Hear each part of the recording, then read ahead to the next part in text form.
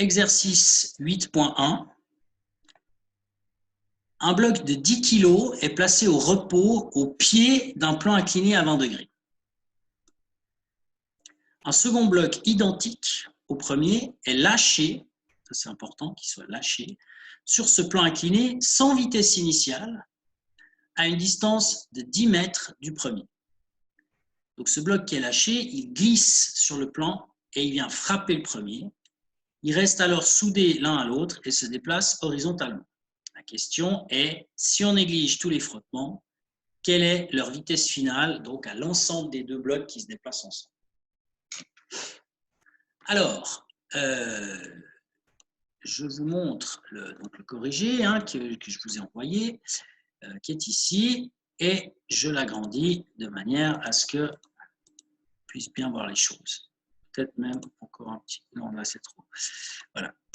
Alors, donc l'idée est la suivante. Vous avez un bloc, comme je disais tout à l'heure, qui est en bas du plan incliné. Donc celui-là, je ne l'ai pas encore dessiné, donc il attend là en bas. Et puis, il y en a un deuxième qui nous intéresse, que je vais faire en vert ici. Et ce deuxième bloc-là, il est en haut du plan incliné. Et on vous dit qu'il y a une distance de 10 mètres entre le premier bloc, qui est ici, et le bas du plan incliné. C'est ça la distance de 10 mètres. Donc ce bloc qui est là en haut, il est arrêté et on le lâche, quoi. Donc il va se mettre gentiment à glisser sous l'effet de la pesanteur, en fait. La pesanteur qui est atténuée par le fait qu'on est sur un plan incliné d'un angle alpha et non pas à la verticale, bien entendu. Donc, la première chose qu'on comprend ici, c'est que ce bloc qui va se mettre à glisser à cause des forces, en fait, donc à cause de la deuxième loi de Newton, puisque deuxième loi de Newton, qu'est-ce qu'elle dit? Elle dit somme des forces extérieures qui agissent sur un objet égale masse fois l'accélération. C'est la relation de cause à effet. Les forces, c'est la cause, l'effet, c'est l'accélération. Donc cet objet va descendre en accélérant. Il va donc prendre une certaine vitesse. Donc la première chose à faire ici consiste à évaluer quelle est l'accélération avec laquelle le bloc descend. Donc c'est cette accélération qu'on va déterminer en appliquant la deuxième loi de Newton. Première chose. Une fois qu'on aura l'accélération, eh bien, en utilisant les règles du MRUA, la cinématique, étant donné qu'il y a une accélération, c'est donc effectivement un mouvement rectiligne uniformément accéléré le long du plan incliné. On va donc, grâce à ces lois, pouvoir déterminer la vitesse quand il arrive en bas du plan incliné. Et donc, cette vitesse, c'est la vitesse au moment de l'impact. Et donc ensuite, comme il y a un bloc qui est arrêté et un bloc qui lui rentre dedans, et que les deux partent avec une vitesse, parce qu'ils sont une vitesse commune puisqu'ils sont soudés l'un à l'autre, eh bien, il y a une dernière partie où il s'agit d'appliquer la conservation de la quantité de mouvement pour déterminer la vitesse finale. Dans le corrigé, j'ai rajouté quelque chose que, en fait, je devrais enlever. Je vais le biffer d'ailleurs. C'est appliquer la deuxième loi de Newton pour déterminer l'évolution de la vitesse finale. D'ailleurs, j'ai oublié un E à final, évidemment.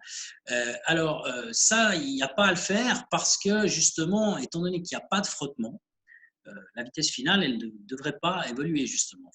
Son évolution, c'est qu'il n'y a pas d'évolution. Donc, c'est pas faux. S'il y avait des frottements ou quelque chose du genre, il faudrait appliquer encore une fois la deuxième loi de Newton pour voir comment varie cette vitesse finale. Mais là, en l'occurrence, comme on néglige les frottements, eh bien, la vitesse finale, une fois qu'on l'a calculée, elle demeure celle qu'elle est, puisque donc il n'y a pas de frottement, il n'y a rien, aucune force qui va modifier cette vitesse finale. Donc, on peut laisser tomber ce dernier point. Alors, calculons donc maintenant l'accélération qui agit sur ce bloc. Alors, j'ai fait un petit schéma, comme vous le voyez ici, avec deux forces, parce qu'il y a deux forces en fait qui agissent sur cet objet. La première force que j'ai dessinée, c'est son poids, toujours vertical vers le bas. Et puis, le plan incliné exerce sur le bloc une force de soutien qui est perpendiculaire au plan incliné.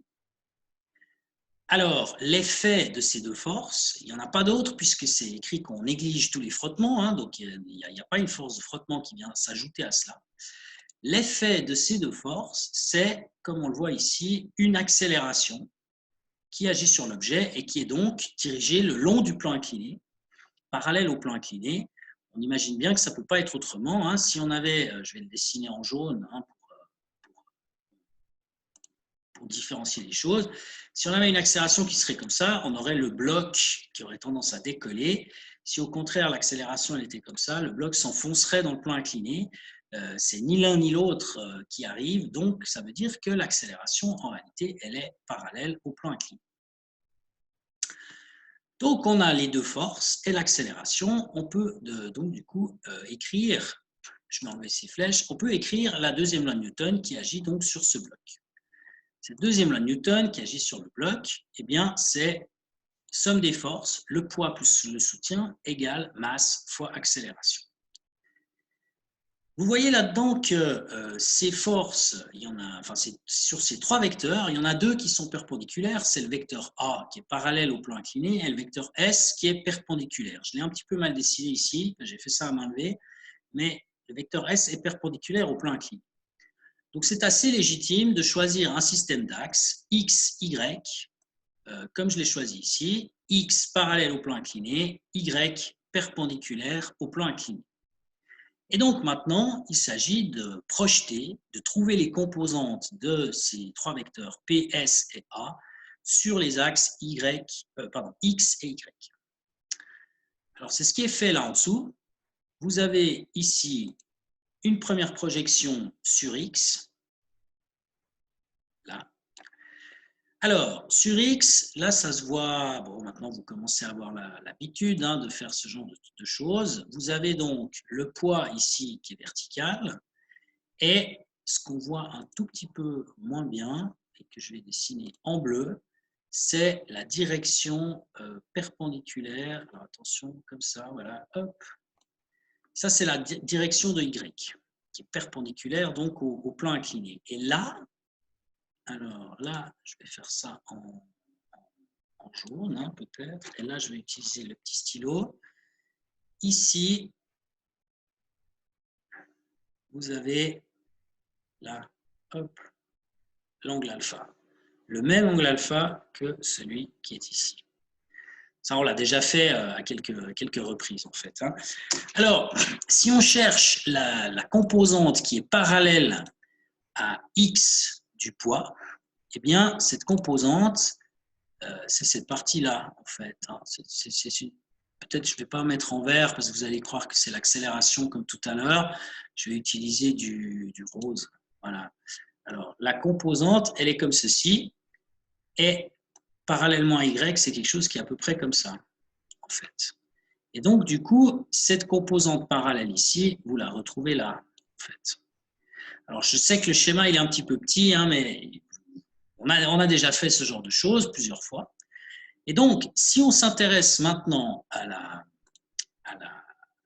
partie, je vais faire en bleu ici, à cette partie qui est ici, là, c'est-à-dire la composante parallèle à X du poids, eh bien, on voit que par rapport à l'angle alpha qui se trouve ici, cette composante-là, c'est le côté opposé. Donc, du coup, il faut prendre le sinus, hein, qui dit côté opposé, sinopipe, dit sinus. C'est la raison pour laquelle, dans la formule ici, j'ai le P fois sinus alpha qui apparaît. La force de soutien, qui est une force perpendiculaire au plan incliné, c'est une force qui est donc parallèle à l'axe Y et du coup perpendiculaire à l'axe X. Donc, c'est pour cette raison que sa composante selon X, pardon, c'est pas ça que je voulais faire, sa composante selon X est nulle, d'où le 0 que vous voyez ici. Comme je l'ai dit tout à l'heure, l'accélération, elle est parallèle à l'axe X. Encore ici, hop.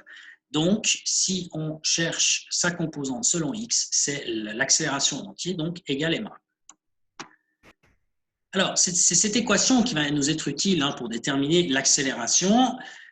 J'ai quand même écrit l'équation sur Y. parce que je le fais à peu près toujours.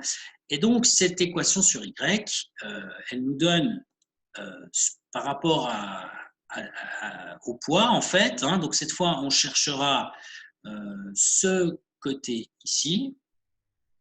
Qu'est-ce qui s'est passé? Rien, il ne s'est rien passé. Donc, cette fois, ce qu'on cherche, c'est ce côté-là, ce côté rose ici, la composante y du poids. Et donc ça, ce côté rose qu'il y a ici, c'est le côté adjacent par rapport à l'angle alpha ici. Donc qui dit adjacent dit cosinus. Donc c'est pour ça qu'ici, j'ai écrit P fois cosinus de l'angle alpha. Négatif, hein, puisque Y, comme on peut le voir ici, pointe vers le haut et que le poids, donc, il va en sens inverse. Et puis, donc, par contre, en ce qui concerne le soutien, là, on a l'entier de la force de soutien qui est parallèle à Y. Donc, sa composante selon Y, c'est tout simplement S. Ce qu'on va donc voir ici, c'est que S est égal à P cos alpha.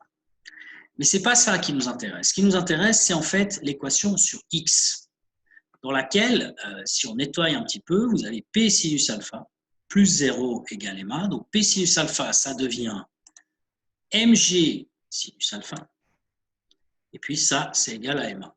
Donc, égal MA. Alors ici, vous voyez que M, la masse de l'objet, apparaît à gauche et à droite, si bien qu'on peut la simplifier. C'est ce que j'ai fait. Et donc, si vous divisez par M, eh bien vous trouvez que A, ce qui reste à gauche, à droite, pardon, est égal à J. Non, c'est pas ça. Est égal à quoi? À G fois sinus alpha. G, c'est 9,81. L'angle alpha, c'est 20 degrés. Donc, ça nous fait une accélération de 3,36 mètres par seconde au carré. Bon, avant que vous me posiez la question, je vous dis tout de suite qu'ici, on a complètement le droit de diviser par M. Il n'y a aucune chance que M soit égal à 0 et que donc, mathématiquement, si M est égal à 0, on ne pourrait pas diviser par M. Il n'y a aucune chance que M soit égal à 0 puisque s'il n'y a pas de masse, il n'y a pas d'objet. Donc, on peut diviser par M. Donc là, on a fait la première partie, on a déterminé l'accélération que subit cet objet, 3,36 mètres par seconde au carré. Donc, il va subir cette accélération-là et il va se mettre à glisser avec cette accélération de 3,36 mètres par seconde carré le long du plan incliné. Donc, s'il accélère, il va prendre de la vitesse et l'idée, c'est de déterminer quelle est la vitesse quand il arrive en bas du plan incliné. Alors, pour cela, il faut appliquer d'autres règles, d'autres lois, un autre formalisme, et ce formalisme, c'est le formalisme du MRUA. Alors, le formalisme du MRUA, je vais monter un tout petit peu ici, je vais garder quand même le schéma, voilà, comme ça, très bien.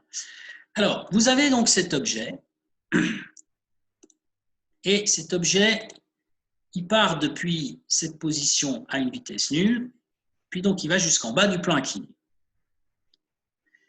Le bas du plan incliné se trouve à une distance qui est connue en fait. Hein. C'est marqué dans la donnée qu'il est à une distance D. Donc là, il y a le D. Oups, là, voilà. D, ça c'est la distance qui est 10 mètres, hein, si je me rappelle bien de la donnée. Alors, grâce au formalisme, aux formules donc, du MRUA, on va pouvoir déterminer des choses. Donc, le but, c'est de déterminer la vitesse qu'il a quand il arrive tout en bas. Alors, première formule du MRUA, c'est celle-ci. X égale x0 plus v0. Bon, j'ai marqué v0x, hein, c'est la vitesse initiale selon l'axe x. On n'est pas obligé de mettre le petit x ici. Plus une demi ax fois t carré. Là aussi, on n'est pas obligé de mettre le petit x, il n'y a qu'une accélération selon x, donc on peut s'en passer de ces indices ici. Alors, cette distance d que j'ai fait en bleu ici, c'est la distance qu'il y a entre entre la position initiale qui se trouve ici et la position finale qui se trouve en bas du plan incliné. C'est donc la différence entre xt et x0. Donc, cette distance d de 10 mètres, c'est xt moins x0. D'après la formule qui est en rouge, ça doit être égal à v0x plus une demi à xt carré. Alors, le V0x, qu'est-ce que c'est? C'est la vitesse initiale. C'est dit dans la donnée que l'objet est lâché. Donc, ce terme ici vaut 0. Je peux donc m'en débarrasser tout de suite. Il n'y a pas de vitesse initiale, l'objet est lâché. Et puis, l'accélération, eh bien, c'est l'accélération qu'on a déterminée tout à l'heure. C'est l'accélération, les fameux 3,36 ici, hein, cette accélération-là. C'est cette accélération qu'il y a là. Donc, à la fin, il nous reste que d est égal à 1/2 fois l'accélération fois le temps au carré. On connaît d et on connaît a. Donc, qu'est-ce qu'on peut calculer avec ça? Évidemment, le temps. On retourne cette formule. Donc là, un tout petit peu d'algèbre. On multiplie par 2, ça fait 2d égale a t carré. On divise par a, ça fait 2d sur a égale t carré. Et donc, si on prend la racine, on trouve que t égale racine de 2d sur a. On met les valeurs, celles qu'on a trouvées, donc 2 fois d qui vaut 10 mètres. Le 3,36, c'est l'accélération qu'on a déterminée auparavant. Vous faites les calculs et vous trouvez que le temps, c'est 2,44 secondes. Ça veut dire qu'entre le moment où il est lâché à 10 mètres de hauteur, enfin, c'est pas de hauteur, à 10 mètres de hauteur le long du plan incliné, disons. Hein. Donc, à ce moment-là, il se met à accélérer, il descend le plan incliné, et quand il arrive à 10 mètres, c'est-à-dire en bas, hein, en fait, eh bien, il s'est écoulé 2,44 secondes. Donc évidemment, pendant ce temps-là, il a pris de la vitesse, cet objet. Alors cette vitesse, on peut la calculer toujours en appliquant les règles du MRUA. L'autre règle, en l'occurrence, celle qui dit que la vitesse est égale à la vitesse initiale plus l'accélération fois le temps. Encore une fois, la vitesse initiale, elle est nulle, puisqu'on a lâché l'objet. Donc ce qui reste, c'est que la vitesse en bas du plan incliné, la vitesse V, elle est égale à l'accélération, accélération fois le temps. Ici. Alors là, on peut calculer, on peut faire 3,36 fois 2,44 directement, ou alors, ce qu'on peut faire aussi, c'est une petite substitution. De quoi s'agit-il? Il s'agit de substituer l'expression de t qui est ici, et de la substituer là à la place de ce t qui est ici. Et donc, à la fin, si vous faites ça, vous trouvez que la vitesse, eh bien, elle est égale à racine de 2a sur d. Et puis, donc, en mettant l'expression de a qu'on avait trouvée tout à l'heure, 2 fois 3,36 fois 10 mètres, vous trouvez environ 8,19, 8,2 mètres par seconde, qui est la vitesse du bloc quand il arrive en bas du plan incliné. Soit vous faites la méthode numérique, soit algébrique. Littérale, disons, et puis à la fin, vous mettez les nombres, vous trouvez cette valeur. Donc là, on a fait la deuxième partie. On sait quelle est la vitesse du bloc quand il arrive en bas, en fait. Alors, maintenant, ce qui reste à faire, hein, c'est de voir comment se comporte ce bloc et l'autre qui est arrêté et qui attend en bas du plan incliné lors de la collision. Alors ça, c'est ce que j'ai fait ici. Voilà. Alors, là, il y a une petite astuce. Ce qu'on vient de calculer maintenant, cette vitesse de 8,19 mètres par seconde, c'est une vitesse qui est dirigée parallèlement au plan incliné. Alors, ce qui va se passer, c'est que le bloc ici, il va être dévié en quelque sorte quand il arrive sur la partie horizontale en bas du plan incliné. Et donc, quand il arrive sur la partie horizontale, il a une vitesse que j'ai appelée V1 ici. Et cette vitesse V1, eh bien, on peut faire l'approximation tout à fait légitime en réalité, qu'elle est égale à la vitesse V. C'est-à-dire qu'évidemment, le vecteur n'est pas le même, hein, ça se voit, il y en a un qui est incliné et l'autre qui est horizontal. Donc les vecteurs ne sont pas identiques, mais on peut considérer que le fait de passer du plan incliné au sol horizontal, ça ne modifie pas trop la norme de la vitesse, et donc que dans les calculs, on peut utiliser que la vitesse du bloc quand il est sur la partie horizontale, sa vitesse que j'appelle V1, puisque c'est le bloc 1 en fait, eh bien c'est la vitesse V qu'on a calculée juste avant les 8,19 mètres par seconde. Donc on se retrouve avec cette situation où on a un bloc que je vais dessiner en bleu, vert, voilà, de masse M1 qui a une vitesse V1 de 8,19 mètres par seconde au carré. Et puis, il y a un deuxième bloc arrêté en bas du plan incliné qui attend, qui a une masse M2 et qui n'a donc pas de vitesse, hein, celui-là, puisqu'il est arrêté en bas du plan incliné. Donc, quand le bloc 1 va percuter le bloc 2, les deux ensembles vont rester soudés. Donc, on aura un ensemble qui aura une masse qui est en fait le M1 plus M2 et qui aura surtout une vitesse qui est la vitesse qu'on cherche à évaluer, qu'on appelle donc V' et qui est ici, en rose sur mon schéma. Voilà, ici. Donc, on va appliquer pour ça la conservation de la quantité de mouvement, principe de conservation de la quantité de mouvement, qui est toujours applicable en réalité en physique. Hein, c'est une loi vraiment fondamentale qu'on peut appliquer tout le temps. Alors, ça, je l'ai fait sur la page suivante. Donc, la conservation de la quantité de mouvement. Donc là, je vais devoir jongler un petit peu entre les deux pages, en tout cas au début. Vous avez le premier bloc. Alors, il est où? Là, tac. Le premier bloc, que je dessine en vert, il a une masse M1 et une vitesse V1. Donc, sa quantité de mouvement, c'est M1 fois V1. C'est ce que j'ai écrit ici. Quantité de mouvement, M1 fois V1. Le deuxième bloc, lui, il a une masse M2 et une vitesse V2 qui, en l'occurrence, est nulle puisqu'il attend arrêté en bas du plan incliné. Donc, si on écrit sa quantité de mouvement vectoriellement, ça donne M2 fois V2. Et je précise d'emblée que V2 est égal à 0, ça, on va l'exploiter assez rapidement. Le résultat de ça, c'est qu'après la collision, qu'est-ce qu'on a? On a deux blocs ensemble qui ont donc une masse qui est la somme des deux, M1 plus M2, et une vitesse V' qui est l'inconnu du problème. Donc la quantité de mouvement de cet ensemble ici, ce sera M1 plus M2 fois la vitesse V', tout ça en vecteur. C'est ce que j'ai écrit ici, M1 plus M2 fois la vitesse V'.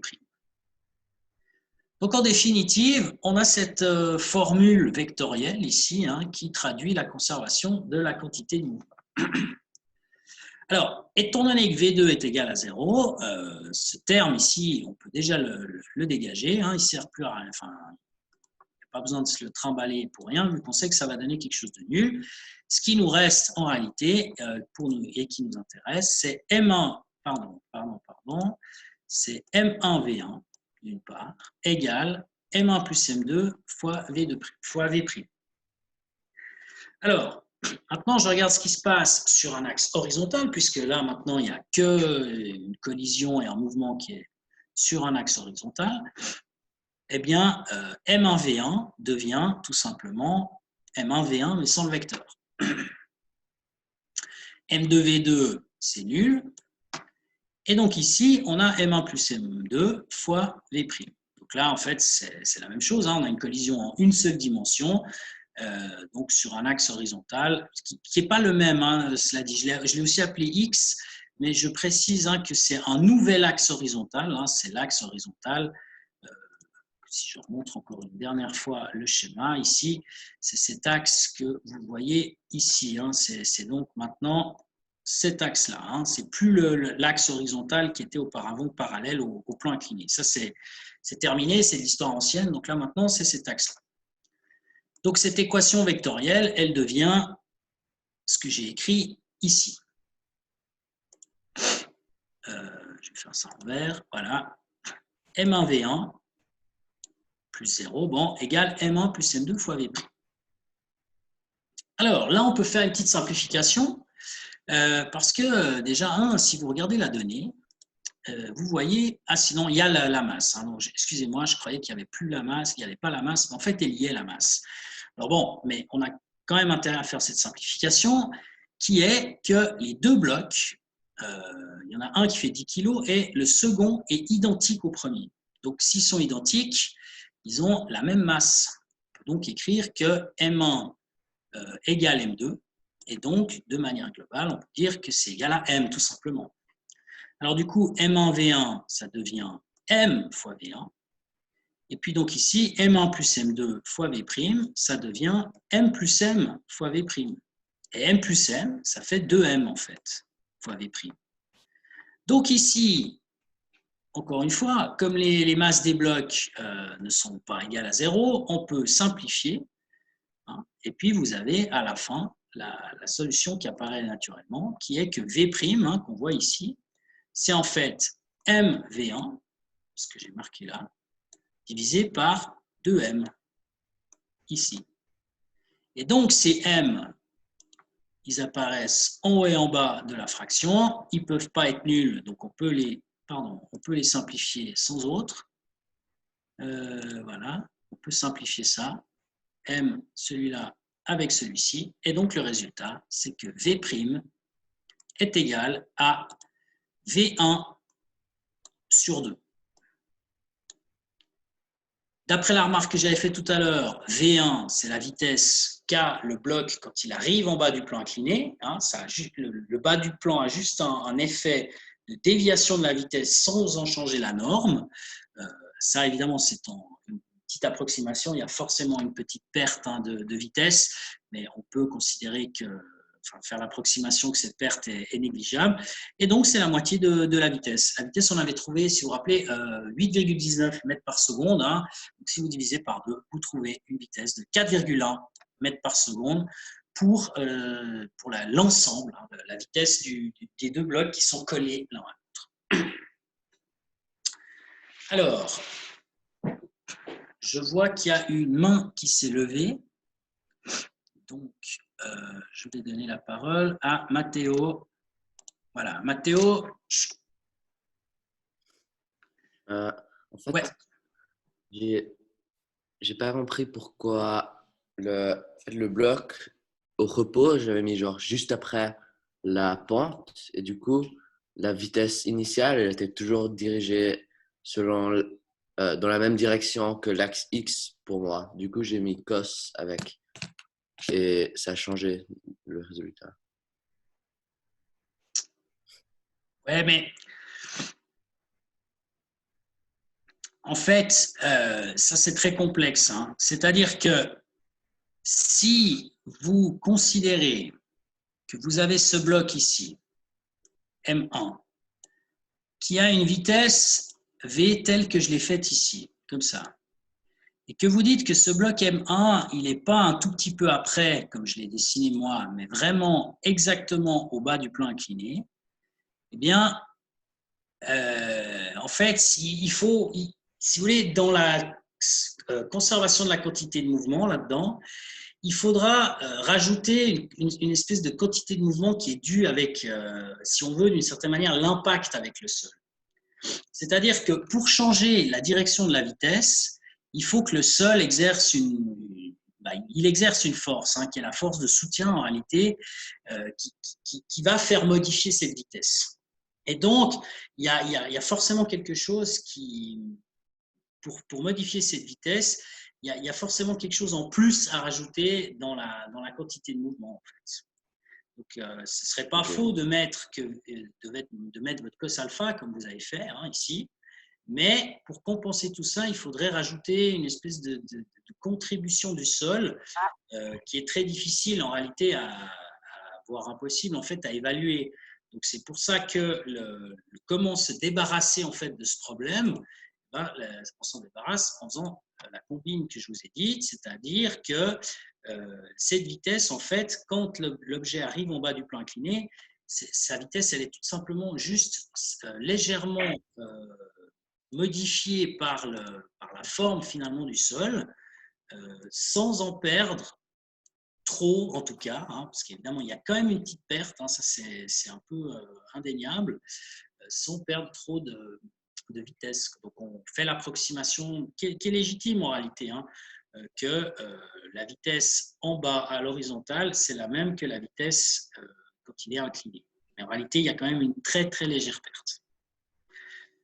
Et cette légère perte, elle est donc justement due à la contribution du sol qu'il faudrait rajouter hein, dans la conservation de la quantité de mouvement, mais ça, c'est difficile en fait. C'est un peu comme si vous lancez un objet contre, je sais pas, quand vous faites le basket par exemple, vous lancez la balle par terre, puis elle rebondit, il y a forcément des petites pertes au sol en fait. Donc c'est ce genre de truc qu'il faudrait prendre en compte.